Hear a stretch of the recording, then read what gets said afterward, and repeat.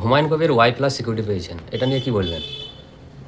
অনেক আগে থেকে জানা ছিল যে তাকে দিল্লির বিজেপির যারা আছে তাদের খুব কাছের লোক উনি।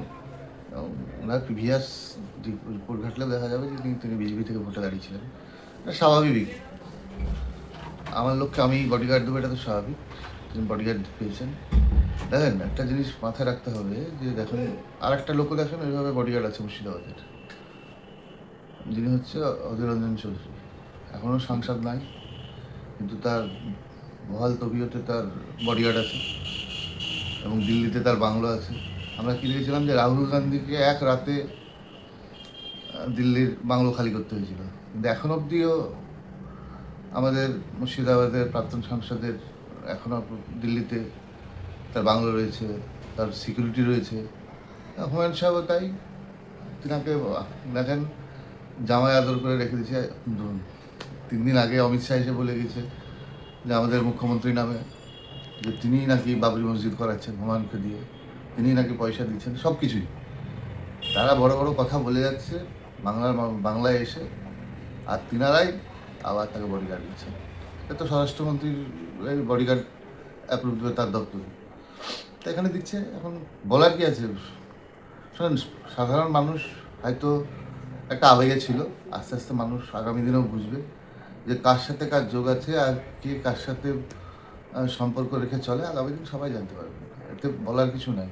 কে থ্রেট দিচ্ছে, কে দেবে আগামী দিন, তিনি কোথায় থাকবেন, সবই তো তেনার ব্যাপার। তার কারণ তিনি বাবরি মসজিদ করছেন বেলডাঙায়।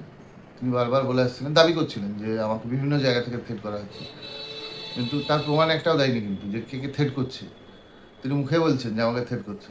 এখন আমরাও বিধায়ক আছি বেলডাঙায়, আমরাও চলাফেরা করি, আমাদেরও বডিগার্ড আছে, হয়তো সবসময় আমাদের কাছে থাকে না। এখন দেখেন, আমি যদি 20-25টা বডিগার্ড দিয়ে ঘুরি, আমরা সাধারণ মানুষ আমার কাছে আসবে কোথায়, কীভাবে, তাই না? তার কারণ আমরাও তো সেই সাধারণ মানুষ, এবং মানুষই আমাদেরকে ভোট দিয়েছে এবং আমাদেরও জয়ী করেছে। স্বাভাবিকভাবে যদি 24 ঘন্টা আমরা সিকিউরিটির ভিতরে থাকি, তাহলে তো জনসংযোগই হবে না। আর হুমায়ুন সাহেবের এমনি প্রথম থেকে ওনার একটা বিষয় আছে যে তিনি সবসময় একটা বাতিল নেবেন, প্রচুর বডিগার্ড থাকবে, একটা দেখানোর ব্যাপার সবসময় থাকে। সেটা হুমায়ুন সাহেবের প্রথম থেকে আছে। তিনি সে সবসময় চান যে একটু দেখারও জিনিসটা আপনি আগে থেকে পছন্দ করেন, এবং সেটাই তিনি চেয়েছেন। এবং তার দিল্লির যারা আছেন তারা তো খুব তাদের কাছের লোক। ওরা বলতে চাইছেন যে বিজেপির সাথে সরাসরি যোগ আছে হুমায়ুন কবিরের। আরে উনি তো বিজেপির করেইছেন আগে, এটা তো স্বাভাবিকই, যেটা যোগ থাকবে সেটা আছে, সবাই জানে, এটা বলার কিছু নাই নতুন করে। আগামী দিন দেখেন, সব শুধু বিধানসভা ভোটটা হয়ে যাক, আপনারা সব দেখতে পাবেন যে উনি কার লোক, উনি কার হয়ে কাজ করছেন, সব প্রমাণ পাবে বাংলার মানুষ। সেটা তো ওনার ব্যক্তিগত ব্যাপার, কোথা থেকে টাকা দেবেন সেটা ওনার ব্যক্তিগত ব্যাপার, সেটা আমার বলার কোনো জায়গা নেই।